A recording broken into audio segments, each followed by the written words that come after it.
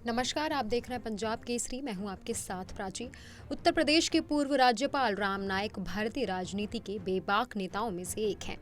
नाईक को पद्म भूषण के सम्मान से नवाजा गया। अपने लंबे सामाजिक और राजनीतिक जीवन में उन्होंने लोगों की समस्याओं को प्राथमिकता दी। अपनी कार्यशैली की वजह से राम नाईक सक्रिय राजनीति से दूर होने के बावजूद लोगों के मन में बने रहे। लगभग 4 दशक तक सक्रिय राजनीति में रहने के बाद उन्होंने साल 2014 में उत्तर प्रदेश के राज्यपाल के पद की शपथ ली थी। वो साल 2019 तक इस पद पर रहे थे। हालांकि इसके बाद उन्होंने सक्रिय राजनीति में लौटने का ऐलान भी किया था। ये सम्मान पाकर राम नाईक को कैसा महसूस हो रहा है, वो खुद बयां कर रहे हैं। सुनिए।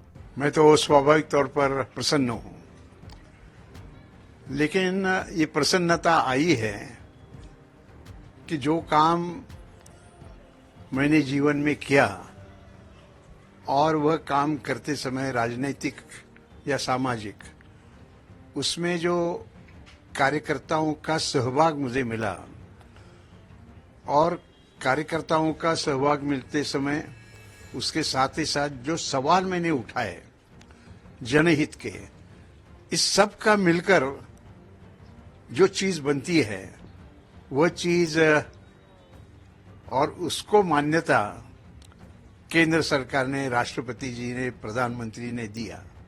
इसलिए स्वाभाविक तौर पर मुझे प्रसन्नता है और काम का आनंद जो होता है वो मुझे आज मिल रहा है।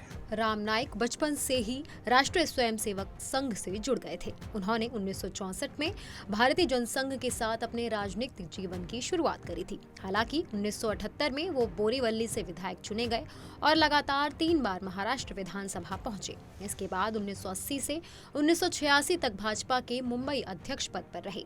फिर पार्टी ने उन्हें महाराष्ट्र का उपाध्यक्ष बना दिया। राजनीतिक करियर के बारे में बात करते हुए राम नाईक ने क्या कुछ बताया, आप खुद सुनिए। देखिए, मुंबई को सारा देश पहचानता है देश के आर्थिक राजधानी के तौर पर, और ये आर्थिक राजधानी में मैं आया नौकरी के लिए बीकॉम होने के बाद 1954 में, और मैंने अकाउंटेंट जनरल के दफ्तर में अपर डिवीजन क्लर्क करके नौकरी की।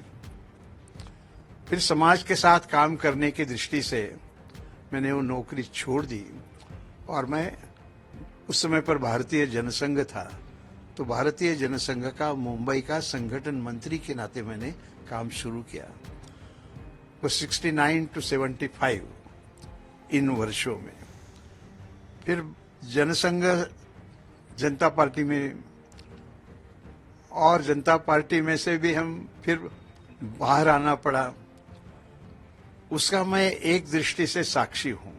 राम नाईक ने ये भी बताया कि चुनाव हारने के बावजूद भी उन्हें काम करने के लिए क्या प्रेरित करता है, आप खुद सुनिए। लेकिन मैं अकेला हूं कि जो लोकसभा में 5 बार चुनकर आया हूं। इनमें से कोई भी 2 से ज्यादा समय चुनकर, तो ये जो मुझे मिला वो जनता का प्रेम, कार्यकर्ताओं को बटोरने का एक पद्धति, इसलिए कार्यकर्ता लगातार काम करते रहे और इसका मुझे आनंद है। और जब मैं चुनाव हारा तब भी पार्टी के मैं काम करता रहा।